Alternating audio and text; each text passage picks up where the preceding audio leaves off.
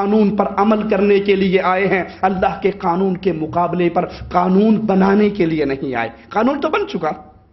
قرآن دنیا پہ آ چکا، معجزہ ہے رسول اللہ صلی اللہ علیہ وسلم کا، رہتی دنیا تک یہ قرآن اللہ کی اتاری ہوئی کتاب ایسی محفوظ، نہ اس کا کوئی زیر تبدیل کر سکتا ہے، نہ زبر اور نہ پیش، نہ کوئی آیت بدل سکتا ہے، نہ اضافہ کر سکتا ہے، نہ کمی کر سکتا ہے۔ اس قرآن کی حفاظت کرنے والا اپنے عرش پر مستوی اللہ ہے۔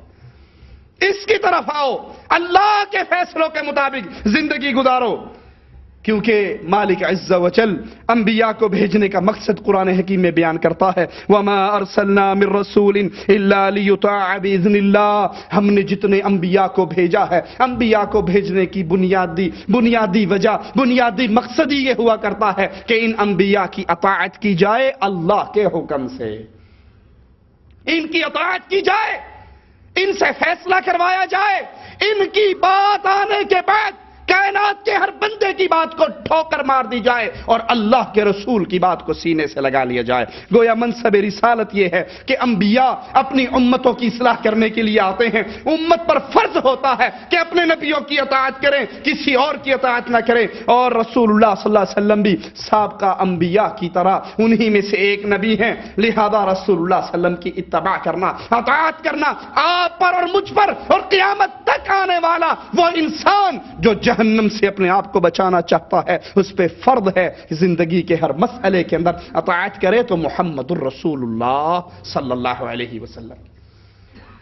اور جس نے اللہ اور اس کے رسول کی اطاعت سے روگردانی کی، خروج کیا، باہر نکلا، کسی اور کو اپنے اختلافات کے حل کے لیے چنا، اس کو وہ اتھارٹی دی، تو پھر اس نے محمد الرسول اللہ کا اقرار کرنے میں جھوٹ بولا، اس نے رسول اللہ صلی اللہ علیہ وسلم کا دل سے اقرار نہیں کیا، کیونکہ اقرار وہی کرتا ہے جو زندگی کے ہر مسئلے کے اندر اپنا فیصل رسول اللہ صلی اللہ علیہ وسلم کو مان لے۔ قرآن حکیم بیان فرماتا ہے، ذرا غور کیجئے، وَلَوْ أَنَّهُمْ إِذْ ظَلَمُوا أَنفُسَهُمْ جَاءُوكَ فَاسْتَغْفَرُوا اللَّهَ، اللہ نے رسول صلی اللہ علیہ وسلم کو چھوڑ کر کسی اور کی اطاعت کرنا، کسی اور سے فیصلے کروانا، کسی اور کو حاکم ماننا، کسی اور کو اپنے جھگڑوں کے اندر حاکم تسلیم کرنا، فیصل تسلیم کرنا، جس کے فیصلے رسول صلی اللہ علیہ وسلم کے فیصلوں سے ٹکرا رہے ہوں، نبی کے ارشادات کے مطابق نہ ہو، مالک نے اس عمل کو ظلم قرار دیا ہے۔ قرآن میں اللہ کہہ رہا ہے، وَلَوْ أَنَّهُمْ إِذْ ظَلَمُوا أَنفُسَهُمْ جَاءُوكَ، اگر یہ ظلم کرنے کے بعد، یہ گناہ کرنے کے بعد کہ اپنا جھگڑا آپ کے دربار میں نہ لائیں، آپ کی عدالت میں نہ لائیں، آپ کے سامنے پیش نہ کریں، بلکہ کسی اور سے یہ عمل کروا لیں، کسی اور کو حاکم اور فیصل مان لیں، لیکن جب ان کو اپنے اس گناہ کا احساس ہو، اے رسول صلی اللہ علیہ وسلم، جب یہ اپنے آپ پر ظلم کر بیٹھے اور پھر آپ کے پاس آئیں اور اللہ سے معافی کا سوال کریں، اور رسول صلی اللہ علیہ وسلم آپ بھی ان کے لیے اللہ سے معافی کا سوال کرو، تو پھر لَوَجَدُ اللَّهَ تَوَّابًا رَحِيمًا، تو تم پاؤ گے تمہارا اللہ توبہ قبول کرنے والا ہے، رحم کرنے والا۔ اگر یہ غلطی ہو جائے کہ انسان اللہ اور اس کے رسول کے فیصلے کے مقابلے پر پنچایت کا فیصلہ، جرگے کا فیصلہ، عدالت کا فیصلہ، قوم کا فیصلہ، برادری کا فیصلہ، کسی اور کے فیصلے کو مانتا ہے، رسول کے فیصلے کو چھوڑ دیتا ہے، پھر اسے احساس ہوتا ہے اپنی غلطی پر، وہ آ کر اللہ سے معافی مانگے اور اللہ کے رسول کے پاس آ کر اپنی غلطی کا اقرار کرے۔ یہ اسی وقت ممکن تھا جب تک رسول اللہ صلی اللہ علیہ وسلم زندہ تھے،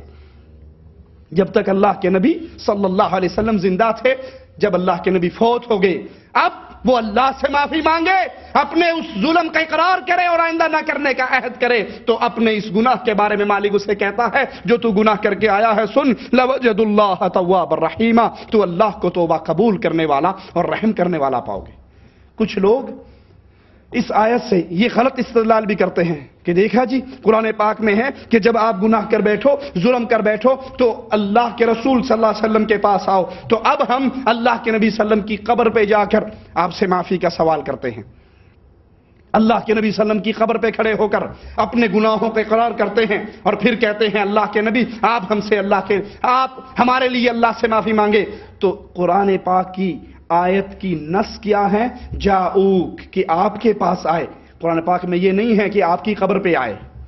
آپ کے پاس آئے۔ جب تک اللہ کے نبی زندہ رہے، اللہ کے نبی اپنے اصحاب کرام کے لیے اور جن امت کے لوگوں سے گناہ ہوتے رہے ان کے لیے اللہ سے معافی مانگتے رہے، اللہ معاف کرتا رہا۔ یہاں ذکر نبی کے پاس آنے کا ہے، نبی کی قبر پہ آنے کا نہیں۔ اور مولویوں نے کئی حکایتیں بدویوں کی مشہور کر رکھی ہے۔ میں ایک مولوی کی کیسٹ سن رہا، وہ کہتا ایک بدو تھا، عرابی تھا، وہ آیا اللہ کے نبی صلی اللہ علیہ وسلم کی قبر پہ آیا، یہی آیت پڑھی اور پھر کہا اللہ کے نبی میں بڑا گناہگار ہوں، مجھ سے بڑی خطائیں ہوئی ہیں، میرے لیے اللہ سے معافی مانگو، ہم نے یہ قرآن کی آیت پڑھی ہے، اس سے یہی مطلب نکلتا ہے۔ یہ کہہ کر وہ بدو چلا گیا۔ ایک صوفی صاحب کہتے ہیں میں قبر پہ مراقبہ کر کے بیٹھا تھا، اللہ کے نبی صلی اللہ علیہ وسلم فوراً اللہ کے نبی نے مجھ سے کلام کیا کہ بھاگو اس عرابی کو پکڑو، اس بدو کو پکڑو اور اس سے کہو کہ رسول نے تیرے لیے معافی مانگی اور اللہ نے تیرے سارے گناہ معاف کر دیے۔ یہ بنائی ہوئی من گھڑت جھوٹی روایت ہے جس کا حقیقت سے کوئی تعلق نہیں ہے۔ یہ مولویوں کی زبان پر اپنے پیٹ کے دھندے چلانے کے لیے ہے، اس کا حقیقت سے کوئی تعلق۔ اگر اللہ کے نبی صلی اللہ علیہ وسلم اپنی قبر پہ آنے والوں کے حالات کو جانتے ہوتے، ان کی باتیں سنتے ہوتے، ان کے جھگڑوں کا فیصلہ کرتے ہوتے، ان کے لیے درخواستیں اللہ کے دربار میں پیش کرتے، سن سکتے، حالات دنیا کو جانتے، تو جب علی اور عائشہ کی جنگ ہونے لگی، یہ نبی صلی اللہ علیہ وسلم نے ان دونوں کے دلوں میں آ کر دونوں کی صلح کیوں نہیں کروا دی؟ جب حسین مدینے سے مکہ جانے لگے اور مکہ سے کوفے جانے لگی، نبی نے وہیں حسین کے دل میں آ کر فوراً کہا، کیوں نہیں کہا کہ نواسا نہ جاؤ، تمہیں وہ کوفے والے شہید کر دیں گے۔ اللہ کے نبی اللہ کی جنتوں میں جا چکے ہیں، ان دنیا کے حالات کی آپ کو خبر نہیں ہے۔ یہ بنائی ہوئی بات ہے لوگوں کی، صرف اس لیے کہ پیٹ کا دھندا چلتا رہے کہ یہ جو قبر میں جتنے پڑے ہوئے ہیں یہ سب غیب جانتے ہیں، یہ سارے حالات جانتے ہیں، یہ مددگار ہیں، یہ مشکل کشا ہیں، یہ حاجت روا ہیں، آتے رہو مانگتے رہو، اور بڑا سارا غلہ پڑا ہے اس کی صندوقڑی کے اندر چندہ ڈالتے رہو، ہمارا دھندا چلتا رہے۔ مگر نہ اللہ عز و جل نے اپنے اختلاف کے ہر مسئلے میں فیصل بنایا تو محمد الرسول اللہ صلی اللہ علیہ وسلم کو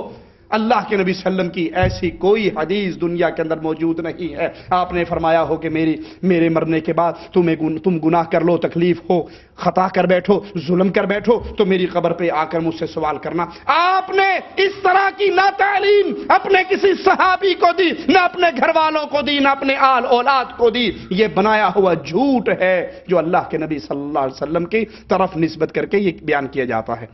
آئیے قرآن کی روشنی میں آپ کو بتائیں انسان نجات کیسے پا سکتا ہے، وہ کون سا طریقہ کار ہے جس پہ عمل کرنے کے بعد انسان اللہ کے دربار میں کامیاب ہو سکتا ہے، آخرت میں کامیاب ہو سکتا ہے، وہ نجات کا اصول اور قانون کیا ہے۔ آئیے قرآن حکیم میں مالک بیان فرما رہا ہے، فلا وربك لا يؤمنون حتى يحكموك فيما شجر بينهم ثم لا يجدوا في أنفسهم حرجا مما قضيت ويسلموا تسليما۔ فلا وربك، مالک عز و جل نے قرآن حکیم کے اس مقام پر سب سے بڑی قسم کھائی، اپنی ذات کی قسم کھا کر کہا مالک سے سچا کوئی اور ہو سکتا ہے؟ ومن اصدق من اللہ قیلا، اللہ سے سچی بات کون کر سکتا ہے؟ اللہ سے سچی بات کون بیان کر سکتا ہے؟ اس کے باوجود وہ مالک عز و جل اپنی ذات مبارکہ کی قسم کھا کر کہتا ہے فلا وربک لا یؤمنون، اپنی ذات کی قسم کھا کر مالک فرماتا ہے، اور یہ سب سے بڑی قسم ہے۔ اللہ یہ قسم کھا کر کچھ لوگوں کے ایمان کی نفی کر رہا ہے۔ لا یؤمنون، دنیا والے مومن نہیں ہو سکتے، یہ لوگ مومن نہیں ہیں حتی یحکموک فیما شجر بینہم، اس وقت تک مومن نہیں ہیں اے محمد الرسول اللہ صلی اللہ علیہ وسلم جب تک اپنی زندگی کے ہر جھگڑے کا فیصلہ آپ سے نہ کروائیں۔ کس سے نہ کروائیں؟ لوگوں کی بنائی ہوئی عدالتوں سے، وہ عدالتیں جہاں پر فیصلے اللہ اور اس کے رسول کے مطابق نہیں بلکہ جمہوریت کے ان قوانین کے مطابق ہوتے ہیں جن کے ذریعے جو اسمبلیاں بنتی ہیں، پھر اسمبلیوں کے اندر وزیر اعظم بنتے ہیں تو وہ بیان دیتے ہوئے کہتے ہیں ایک کا بیان آیا جس کو میں نے اپنی آنکھوں سے پڑھا کہ اللہ کی یہ جتنی حدود ہیں، زنا کی حد، چوری کی حد، قصاص کی حد، یہ جتنی حدود ہیں دنیا کے اندر، یہ حدود ظلم ہیں، یہ حدود وحشیانہ ہیں، اسلام کی سزائیں غیر انسانی سزائیں ہیں۔ کس کو بتا رہے ہو؟ عرش والے اللہ کو، کہ اللہ جو تو نے حدود بنائی ہیں، جو تو نے سزائیں مقرر کی ہیں، یہ وحشیانہ ہے، جنگلی سزائیں ہیں، غیر انسانی سزائیں ہیں، اس سے بڑا کفر اور کیا ہوگا؟ جن عدالتوں کے اندر فیصلے اللہ اور اس کے رسول کے فرامین کے مطابق نہیں ہوتے، کفار کے قانون کے مطابق ہوتے ہیں، یا لوگوں کے گھڑے ہوئے قانون کے مطابق ہوتے ہیں، لوگوں کے بنائے ہوئے قانون کے مطابق ہوتے ہیں، مالک عز و جل رجم کی سزا بیان کرتے ہوئے کہتا ہے اس کی یہ سزا ہے، اللہ کے نبی چور کی سزا بیان کرتے ہوئے کچھ اور سزا بیان کرتے ہیں، اور یہ عدالتیں اس کے مقابلے پر اپنے طور پہ بنائی ہوئی سزائیں بیان کرتی ہیں۔ یہ عدالتیں جن کے اندر فیصلہ اللہ اور اس کے رسول کے حکموں کے مطابق نہیں ہوتا،